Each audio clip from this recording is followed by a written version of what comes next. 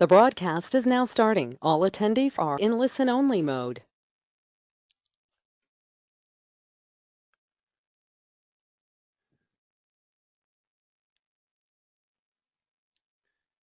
Well, hello everybody, and welcome to our unit number 5, which is understanding people and their personalities.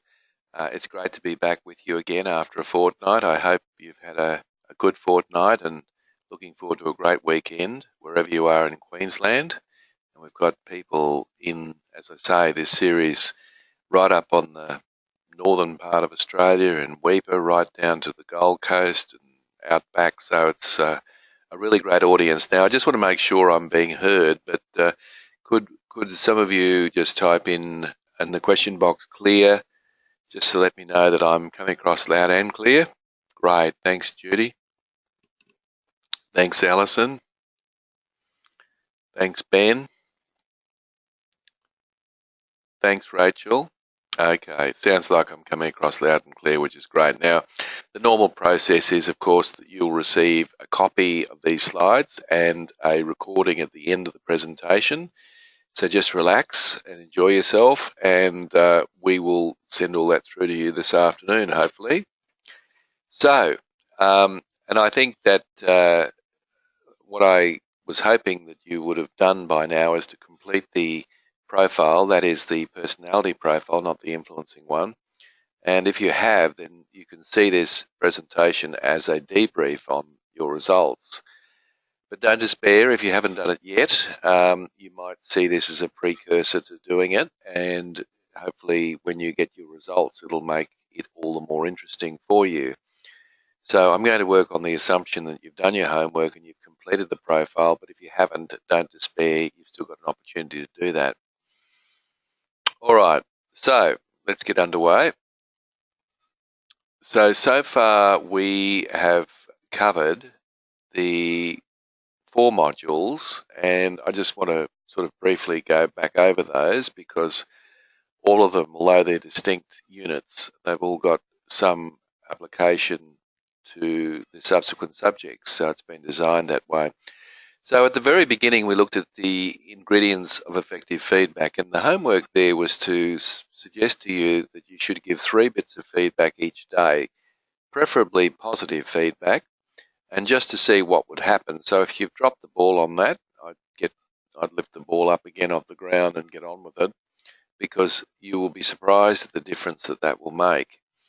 And then, of course, in Unit 2, I got you to complete the first of 2 profiles, which is your influencing capabilities profile. Now, the purpose of that, of course, was to give you the opportunity to start considering the ways and means that you persuade people in your workplace. Leadership is becoming more and more about influence and less about position. So the influencing capabilities profile was about giving you the opportunity to look at yourself and look at your biases towards influence, and to perhaps be a little bit more flexible. So in other words, to use investigation, calculation, collaboration and motivation more so in the right place at the right time with the right people.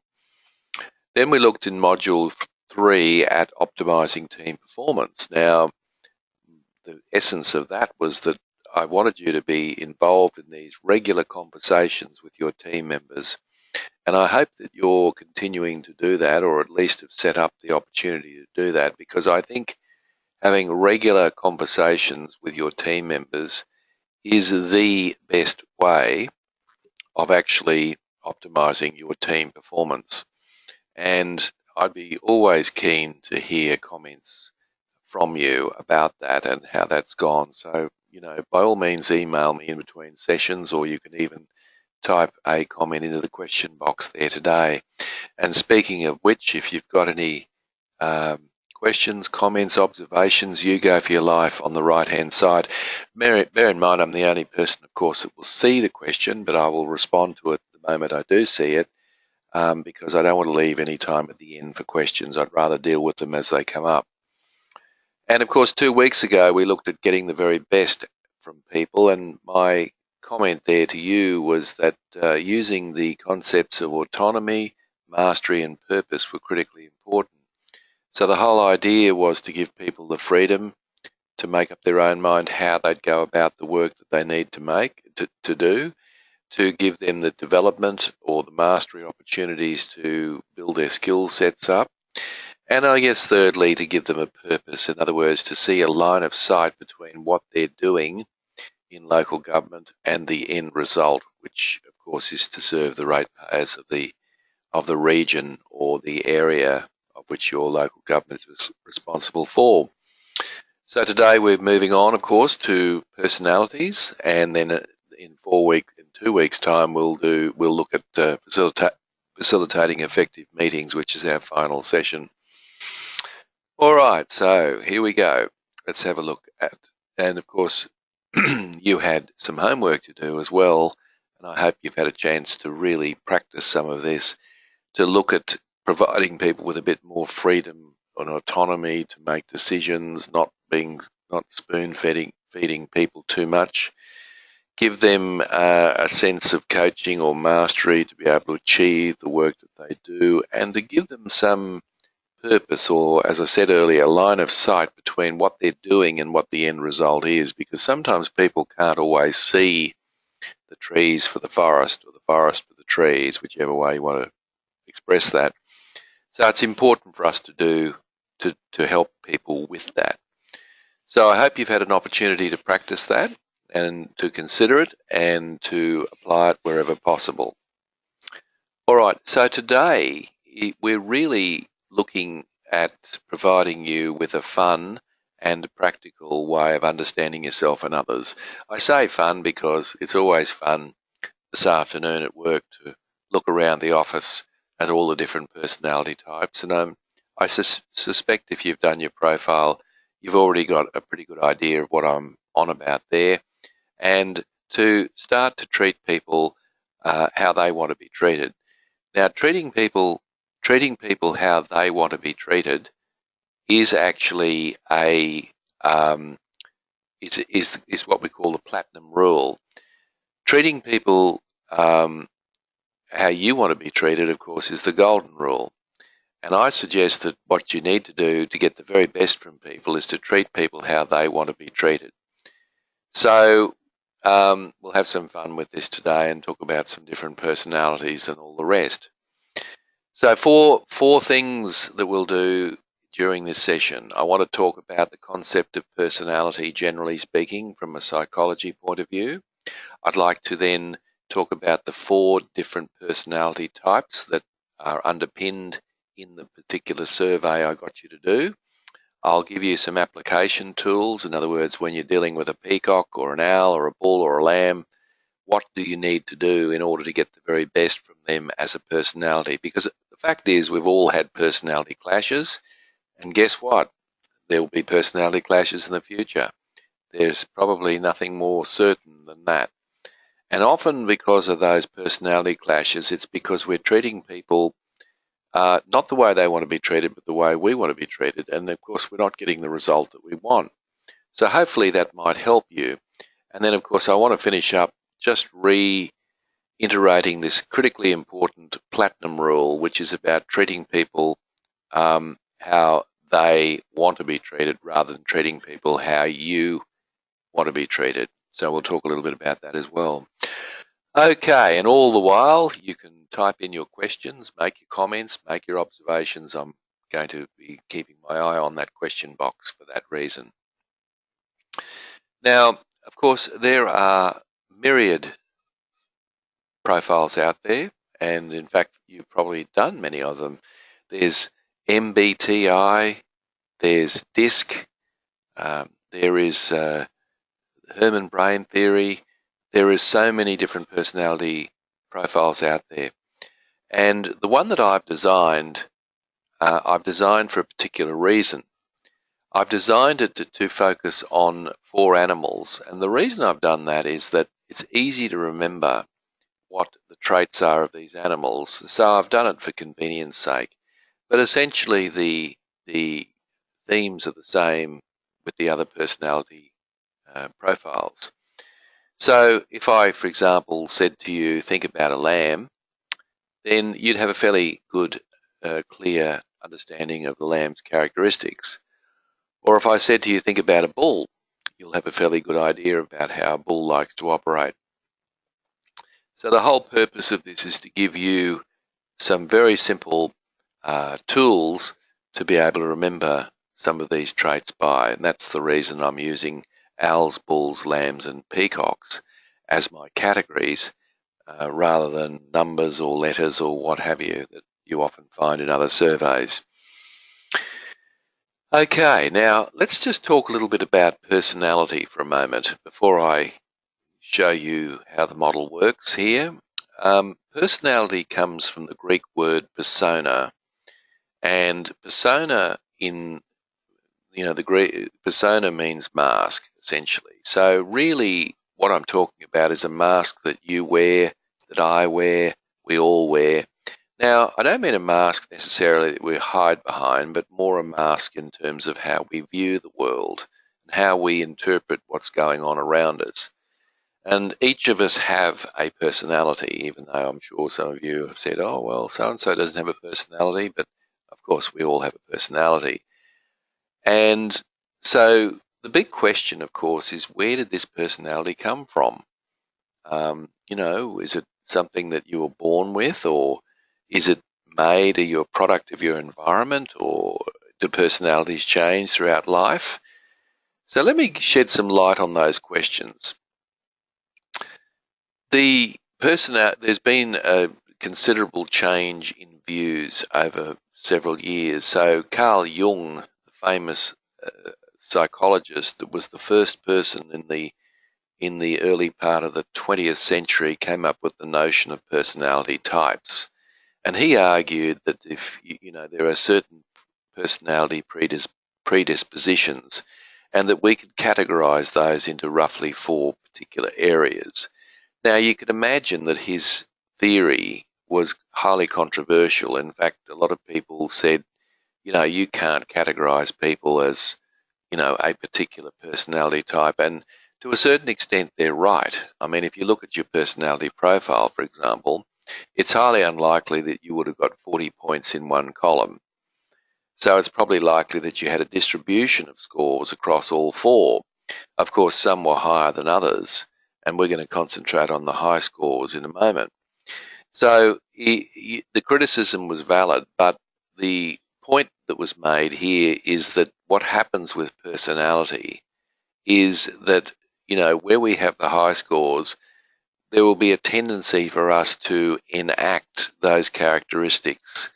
And of course, in your personality profile, you will have noticed at the back there was some kind of, a little bit of characteristics about how you might deal with things. Now, if you scored 20 points in one column, that's 50% of your results are actually in one particular personality type. So it's highly likely when you looked at those results, you would have said to yourself, wow, they must have been standing over my shoulder while I was filling it out, because obviously that personality is very, very obvious. On the other hand, you probably found you might have had a tie between 2 scores, or your scores were fairly even, in which case it's probably harder for people to be able to sort of see your traits. And so if you think about some of the people you work with or for, or your boss even, it may not be quite so simple to be able to categorize them as owls, bulls, lambs and peacocks, because they've probably got an even distribution in their profile if they indeed had done the profile. But I think there'd be also a lot of people that you work with in your team that it would be very easy to categorize. So now let's get to the question. So Jung brought up this concept, and then pretty much after Jung, there was this view that personality is something where you are a product of your environment. And so in other words, your environment would shape your personality. So for example, if you're working in an environment where it's very people focused, there's a tendency that you'll become more extrovert or whatever. And that theory lasted a significant amount of time. But 20 years ago, there was a view that was ultimately challenging that view, and that was that personality was a genetic predisposition, not hereditary, but genetic. In other words, that you were born with a personality. But it's not necessarily that you inherited a personality from your mum or your dad, but that you were born with genetic predispositions towards thinking and acting in certain ways. And those of you who've got young children would probably bear testimony to this, that you can see their personality very early on. You know, some of them are very noisy, some of them are a bit messy, some of them are quiet, some of them are considered, some of them are sensitive, some of them are not. So you can probably argue that genetically, the genetic argument is probably fairly, accurate, in the sense that you can see for yourself that those traits have been developed very early on. So it does bring us to the question, does personality change over time? Now, the latest research, which is coming from the neuroplasticity movement, is suggesting that we can shape and form and change our personality throughout time. And this came from some very famous research where before this person or persons were embarking on a meditation program, what happened is that they did a brain scan of the person's brain. So they'd, get a map of how that person's brain looked from above through the skull, of course. And then these people would embark on a meditation program. So they'd meditate for, I think it was something like 30 minutes a day over a 6-week period. And at the end of those 6 weeks, they took another brain scan. And what they found, these researchers, was very interesting, that the brain had actually changed and reformed. And, in other words, the meditation had an impact on the brain. And so the argument was made that the brain is changing and shaping and forming throughout our life. So you often hear people sprout the myth that I'm too old to learn. That's not necessarily true. It is a myth. So people can constantly change and morph throughout life in terms of their own experiences. So that's the latest research. Now, it's up to you. Do you believe that people are a product of their environment? Do you believe it's a genetic predisposition? Or do you think, above and beyond that, that the brain changes and shapes and personality does as such? You often hear people saying, oh, I was an introvert when I was young and now I'm more outgoing, or vice versa. So, it's possible that that's the case. I'd also say it's possible it could be learned behaviour. It's not necessarily natural, it's just something that you've learned.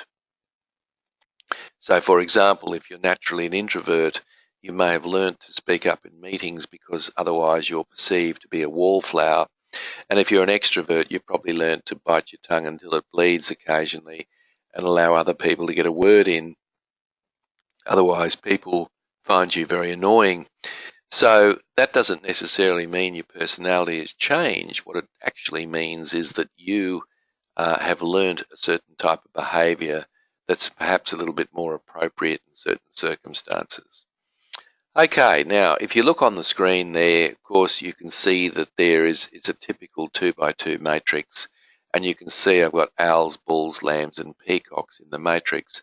Now the first parameter I'm going to put on this model up the top is the concept of introvert and extrovert. Now, there's been a lot of rubbish and misleading nonsense that's written about the terms introvert and extrovert, and I think that we've like a lot of words and cliches, we've read too much into it. So let me just set you straight on this. All introversion and extroversion actually means is how you recharge your batteries. So what I mean by that is that, our life is energy sapping in lots of ways. And what there's a tendency for us all to do is a need to recharge our batteries, to re-energize ourselves, if you like. So the introverts have a tendency to do that within.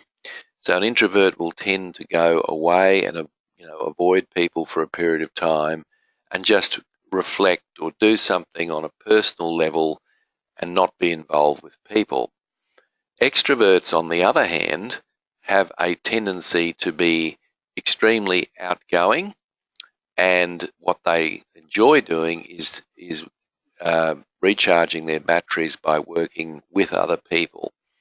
So they will involve themselves in activities with other people. And, they might ring someone up and have a chat to them on the phone, or they might go down the pub and have a few drinks with them, and that's their way of doing things. Now, many of you might say, well, hang on a minute, I like doing both of those things. I like reflecting, and I also like, talking things out with other people. It may well be that you find that your profile puts you right in the middle between introvert and extrovert. It really depends on who you're with and what you're doing as to which one of those two you might exhibit, or which one of those two traits. But I'll give you a chance to look at that a bit closer now. But if you look at your OWL score, if you've got your profile handy, and you look at the score in that final scoring sheet, and you look at your LAM score and you add your OWL and LAM score together, which should be fairly simple to do, and you also add up your Bull and your Peacock score, which is higher? So owls and lambs have a tendency to be more introvert, and whereas bulls and peacocks are more extrovert. So the question really then is, which is higher? And that gives you a little indicator of where you are on that continuum at the top of the page there. So that can be interesting. The other misnomer, of course, about introverts and extroverts from a leadership perspective is that extroverts are better leaders than introverts. Well, that's complete nonsense. I've worked for some shocking extrovert managers, and I've also worked for some outstanding introvert managers. And in fact, the research shows in Australia that 4 out of 10 CEOs are actually introverts. So, so it's a fairly even split between introvert and extrovert. So it's not necessarily true to say that. Another misnomer is that introverts don't enjoy people, whereas extroverts do. Not necessarily true. So you see, we put all these labels on these terms and we distort their meaning, but it's really about how you like to recharge your batteries. Now, the other dimension, which is interesting, is over on the right-hand side. So over on the right-hand side, we have the task and people orientation. So task and people, meaning, of course, that the people who are task focused believe the most critically important thing to do is to get the job done. All right, so let's get the job done first. There it is, it's on your screen. It took a while to come up. And on the bottom is the people focus. So this is the notion of, I need to enjoy working with the people that I'm working with in order to feel comfortable about doing the task. Now, both of those things are important, of course, because in local government, there are a lot of tasks that you've got to do, of course, but there's a lot of people you've got to interact with as well. So there is actually a balance between the two. But people who have a predisposition towards a task focus are likely to fall in the owl and the bull camp, and people have a predisposition towards the lamb. So the people focus are the lamb and peacock. So if you add up your lamb and your peacock score, for example, on your profile, and you add up your owl and your bull score, what you will find is which one of those you have a bias towards. And again, if they're fairly even, then it means that you believe that task and people are critically important in any sort of organisation or project. So, one is not necessarily more important than the other. You need to work with and through other people to get the task done, so the people focus is very important. But at the end of the day, you're expected to get things done, so the task focus is important as well. So have a think about how that might impact on the work that you do as a leader, and perhaps how you might operate in a local government environment. So what that means is that we now have 4 personality types in the middle. So what we've got, for example, is the owl, who is an introvert, task-focused. We have the bull, which is the extrovert, task focus. So both of them are similar in the sense that task is the most important of the two, but one's introvert and one extrovert, generally speaking. And then at the bottom, we've got the lamb and the peacock focus. So the lamb is an introvert who is people-focused, and the peacock is an extrovert who's also people-focused. So you've got that interesting mix. Now, when you've done your personality profile, if you've done it already, you will note where you fall within those four. And the score that's the highest would demonstrate that you have a predisposition towards the traits of that personality type, according to Carl Jung's original thesis in the 20th century. So what I want to do now is to explore those a little bit further and deeper and try to understand these four personality types so that I'm giving you a really convenient framework for you to work with and through your people to get better results. Okay, by applying what we call the platinum rule, of course. So let's talk about peacocks. So Peacock's primary motivation is being popular. Now, all of these primary motivations I'm going to share with you are ideals. It is impossible to be popular with everybody at every time about everything. But the peacock strives to be popular. It's important to the peacock to be popular. It's important that they're recognized. It's important that they're pretty much liked by the people they work with. That's a really important driver for the peacock. And with the peacock, their characteristics, or their primary characteristics at least, are extrovert. So again, they enjoy talking more than listening. They're talkers. In fact, sometimes they'll be accused of doing too much talking and not enough listening. And the glass is half full. In other words, they're optimists. They believe that a half full glass is indeed a half full glass, not a half empty glass. So they see the silver lining rather than the cloud. So they tend to be quite optimistic about things and quite energizing. So their strengths actually as a personality are these. So one of their strengths is that they've got appealing personalities.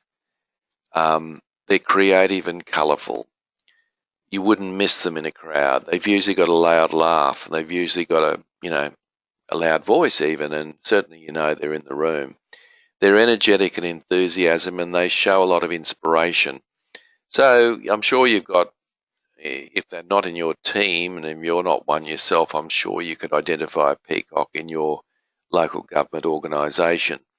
It wouldn't be hard to find them. They're usually pretty, they're pretty energising. I also say this about the peacock: of all the four personalities, they're the ones that can get away with the most in the workplace. And what I mean by that is that people will, if the peacock's sort of done the wrong thing or whatever, people will often dismiss that and say, "Oh, that's just Fred," or "That's just Mary. That's just the way they are."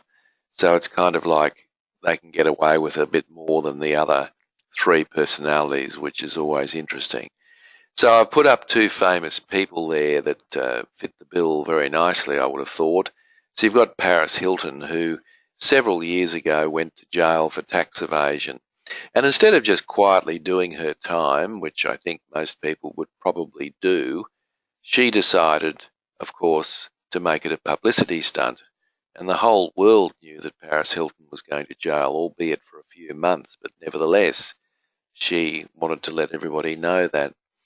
And any Hollywood movie star, and the emphasis being on movie star, would fit the bill of the peacock. So they enjoy seeing their name in the gossip column, even to the point where they're not too worried about whether what they write about them is entirely accurate. And the great Scottish comedian Billy Connolly is definitely in this camp. So he's definitely a peacock. I mean, you only have to, I'm sure you've been exposed to Billy Connolly, but if you haven't, just go on YouTube and type it in and just watch a couple of his videos. They're apart from having a really good laugh, you'll find the personality is very obvious. There's no kind of method, there's no structure to his stand-up comedic routines. He just gets on with it, goes from one tangent to the next.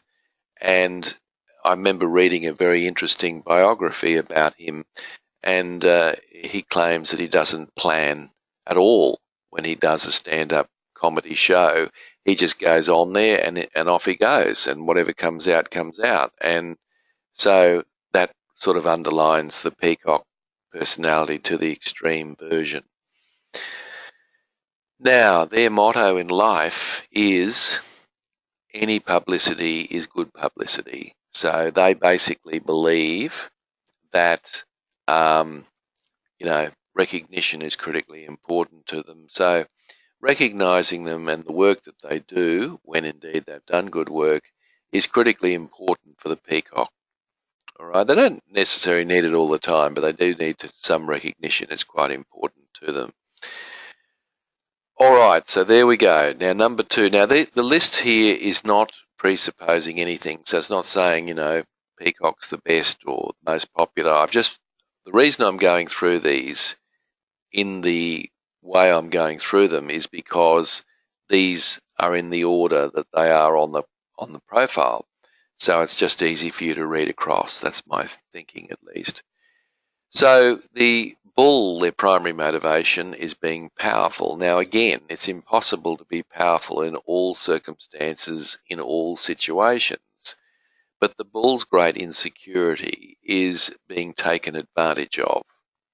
And in order not to be taken advantage of, what the bull will have a tendency to do is to take control. In other words, to be in charge.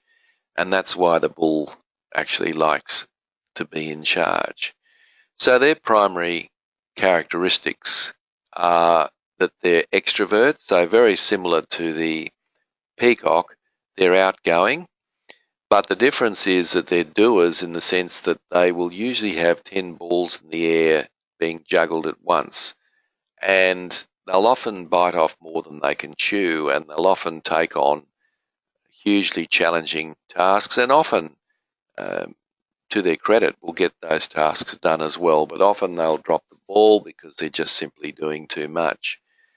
And again, like the peacock, they see the glass is half full, not half empty. So very much a can-do type of attitude, if you like. Now, their great strengths in life is that they are what we call born leaders, and I don't mean that just because you're a bull means you're a great leader.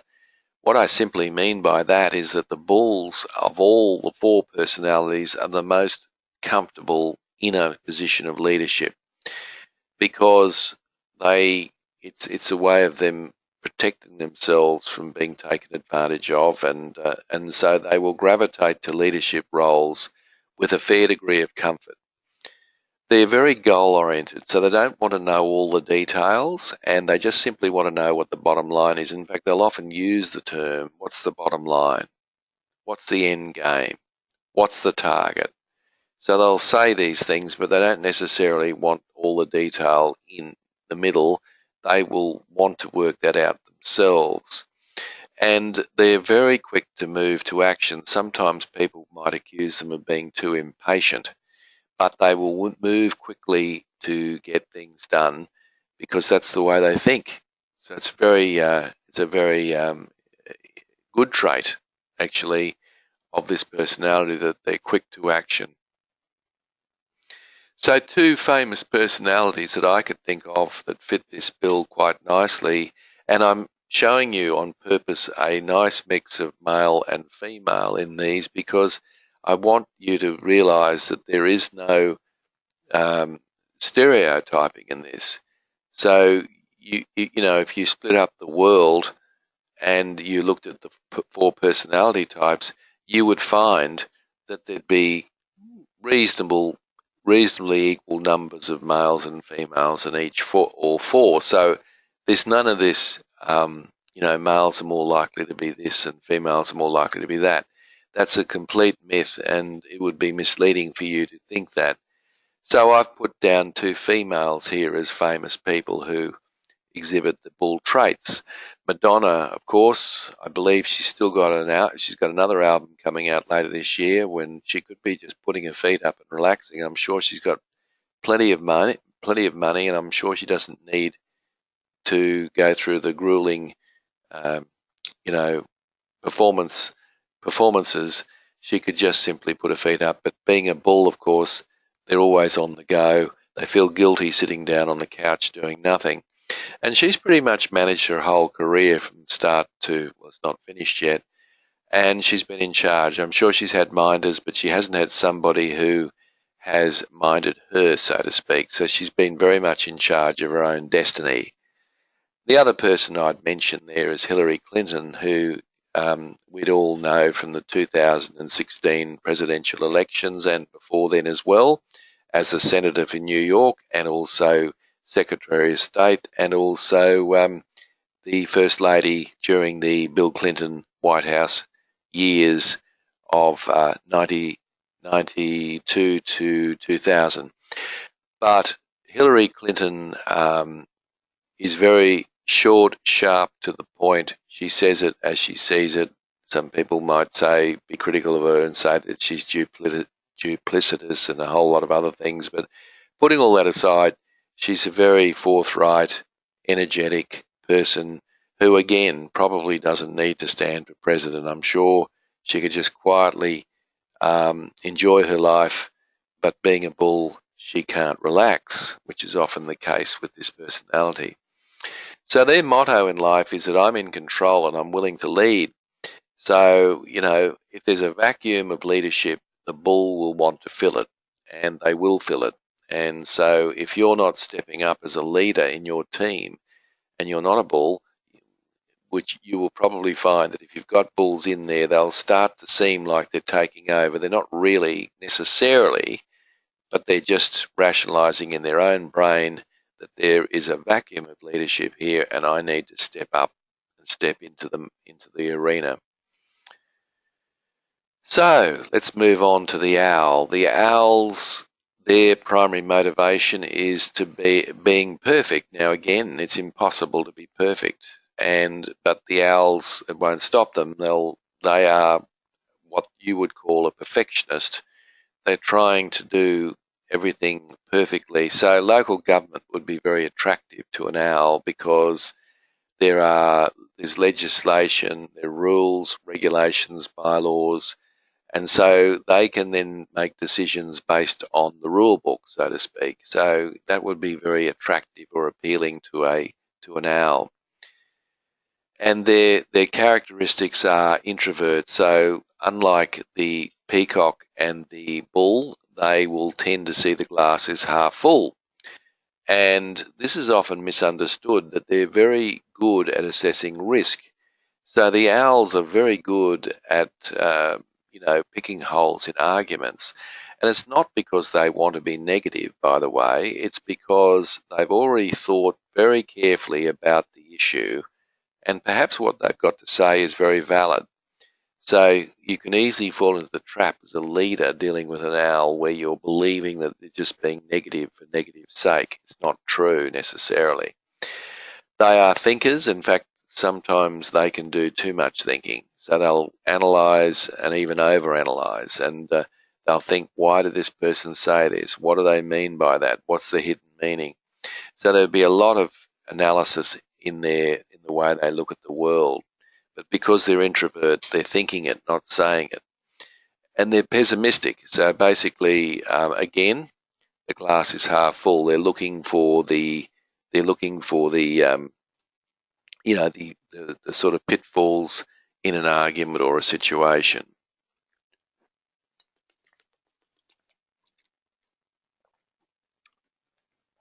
Okay, so their strengths are they like schedules, and it's very true to say that if you don't honour and respect a schedule, they won't be happy with you. So they like to know what's happening and when it's happening and how it's happening.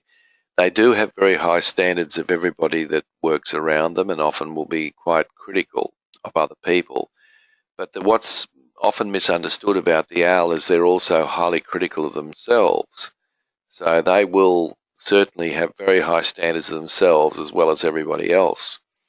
So they'll be very orderly and organised, and so very much the case. They'll have lists for lists, and they want to be very well scheduled and organised because, again, that's a sign of perfection, isn't it, to be organised? Two famous personalities that we all have learnt about. One of them we've learnt about at school, who's not around anymore, of course, which is Leonardo da Vinci, the original Renaissance man. And Leonardo da Vinci was, of course, a great artist amongst other things. And as you can see down the bottom screen on the right, he did these depictions of the human body that you might recall in school when you learn about them at school. And you'll notice that the muscular system is quite detailed. He actually went into a graveyard, would you believe? I'm sure that's before you got council permits. He walked into a graveyard and he dug up a body, and this is a true story, and he actually dissected the body because what he wanted to do was to study the muscular system in its, at its primary source, so that he could depict these muscular systems perfectly.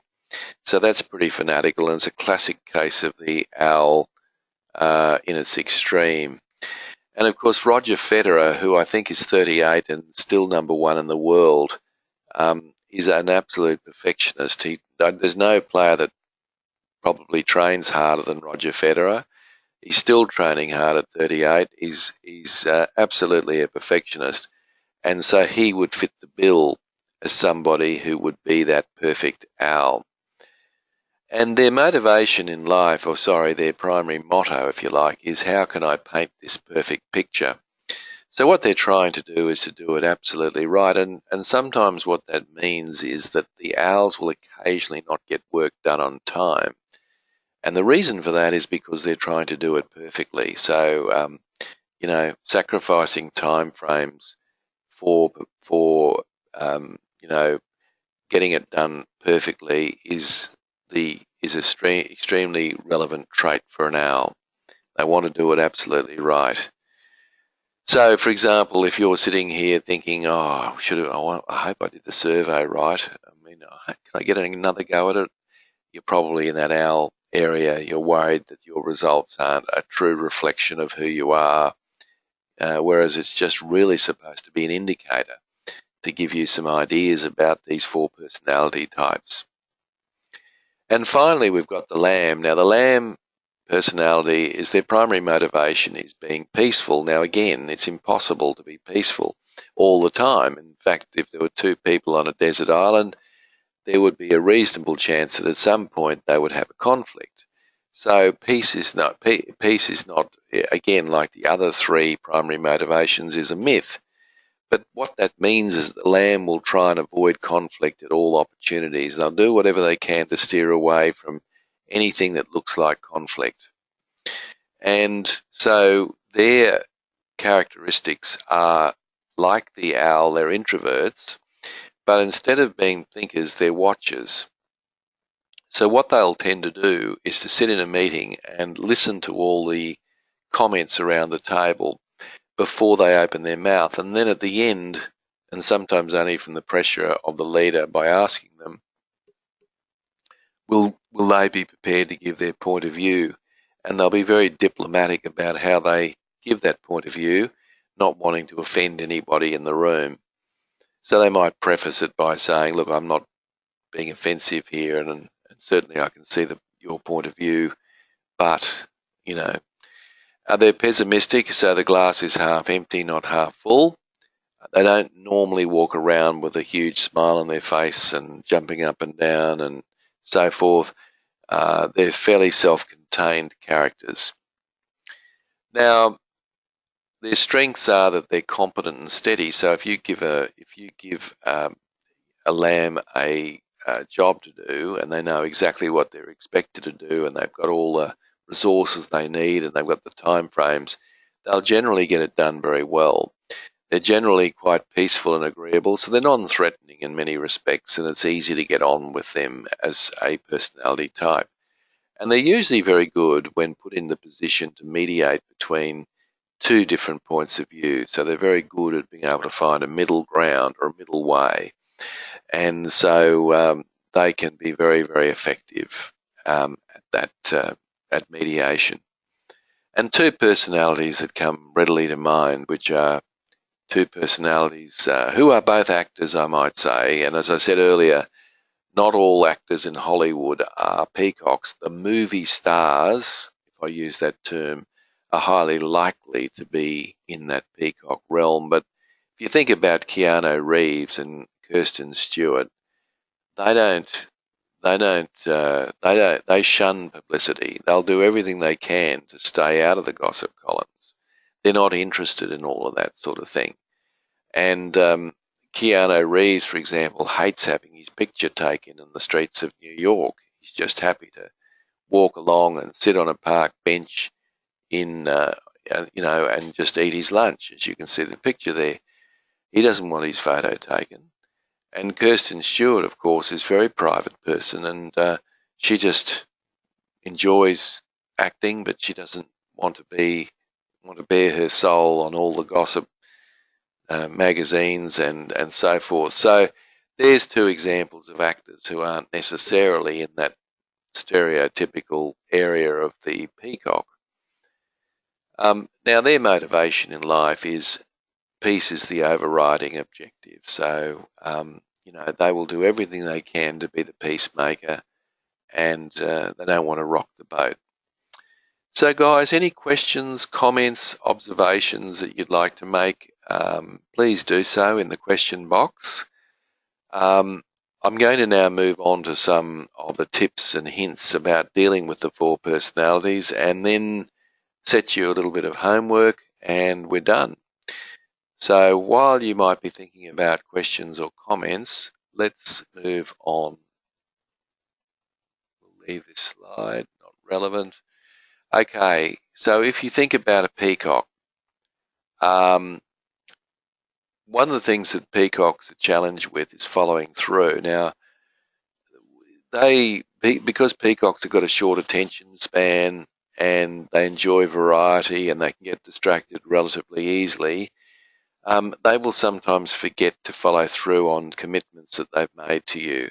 So don't read too much into it, but my strong advice to you would be to send them an email or to gently remind them in the hallway that they had made a commitment to get X done by close of business today, and just reiterate and remind them that that was the commitment that was made. Sometimes they speak before they think, and often you'll often hear people say, "Oh, I'm just thinking aloud," which is that peacock trait. And just realise that obviously, if you think while you're speaking, you're going to make a few blunders, aren't you? You're going to have foot in mouth occasionally, and that's precisely what happens with a peacock. So the peacock will often say things, and because they haven't thought through, can often be offensive to other people. So just realise that sometimes they don't think before they open their mouth. And realise that they like a lot of variety. So putting a peacock in a very routine, mundane sort of environment where they've got the same things to do each day in the same way for the same reason probably isn't going to excite the peacock much at all. So they like variety. They like being interrupted at work, actually. So you can see that variety is very important. Don't expect them to remember appointments or be on time.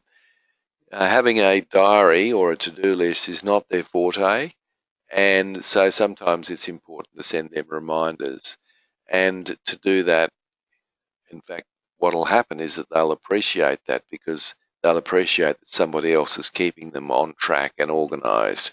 They'd love to be more organised, but in their mind, it's not sustainable behaviour. They'll drop the ball on that at some point. So just remember that. And I guess be prepared to hear their stories, because apart from the fact that they've probably got some really good stories, and apart from the fact they probably tell some great jokes, if you hear them out and recognise and listen to what they have to say, you're feeding them what they want, which is that kind of recognition I talked about earlier. and that's a good thing. Now, bulls. Let's have a look at the bulls. A couple of things about the bulls. Recognise that they're comfortable leading, so if you give them a job or a responsibility, they'll get on with it, and there's no problem about that at all. Not necessarily they'll do it right, but they'll certainly get in and have a go, and they'll be comfortable in that leadership space.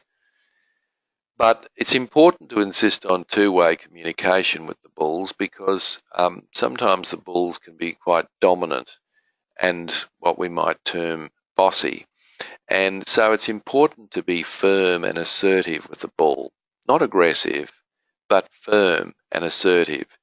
So you might say to them every now and then, excuse me, I want to say what I've got to say now. I've heard what you've said now. It's time for you to, have a listen to what my point of view is.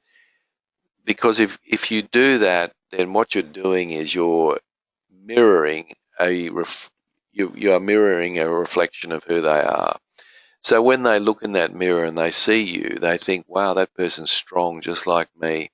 But often what happens is we make the fundamental error of taking a backward step with a bull, and all that leads to is for them to take a forward step, because their argument is there's a space, there's a vacuum there, somebody needs to fill it, I might as well get in, perhaps I'm the best equipped to do that. So they're not trying to take over the earth, they're just simply filling vacuums where needed. And recognise that they're not trying to hurt anyone, they're not nasty people, and they're just not into chit-chat. So don't try and have too much small talk with the bull, because they're just not interested.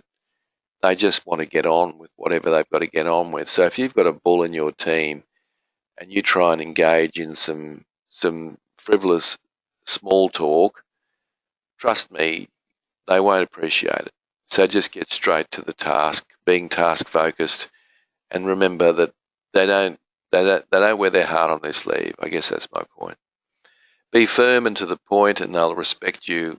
They'll respect you as a strong leader if you're prepared to do that. I strongly recommend that you should be. Realise they don't wear their heart on their sleeve, as I said before, and so what will happen is that they will often not show affection or emotion in public, and there's a good reason for that, because if you do that, you leave yourself open and vulnerable. And of course, the bull doesn't want to be vulnerable. Remember, that's their great fear. So just understand that they're still caring people. It's just that they may not have, they may not be showing it at the time. Now the owls. Let's have a look at the owls. The owls know that they can get hurt very easily. In fact, of all four personalities, the owls are the most sensitive. They get hurt very easily, and the reason is that they think and think and think and think. So they overanalyze things that are said to them, and from all these different angles, because they want to get the perfect answer.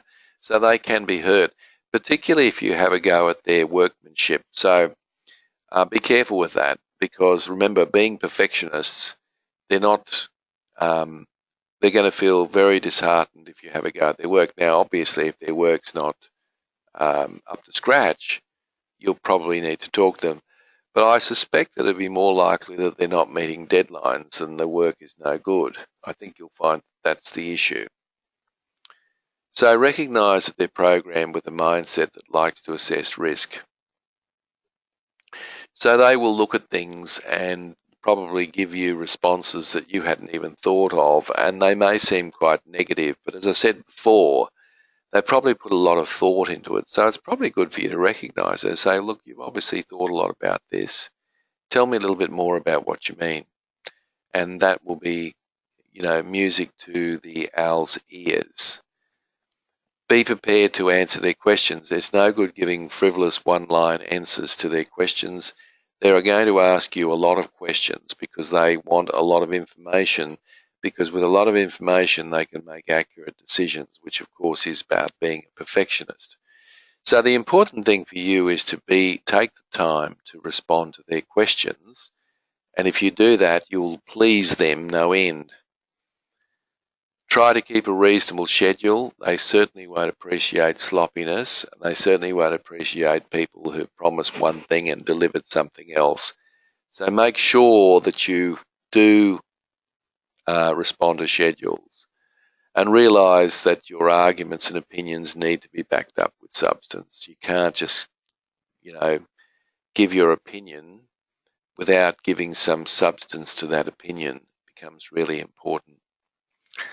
And finally, the lambs, and then we're done. The lambs recognize or realize that they need to be clear about the direction you're heading. They're not natural goal setters, so they actually need you to set the goal for them so that they can, they'll appreciate you setting the goal for them because that's what they want you to do. Of course, the bulls might be slightly different there. Help them set agreed upon targets, so both have a conversation over a coffee, agree on some targets, and you'll find that they will work competently and steadily towards those targets. But don't always expect them to be, over enthusiastic. They're not likely to be like that, because remember, they're introvert and they may well be very engaged inside, but they may not show it externally.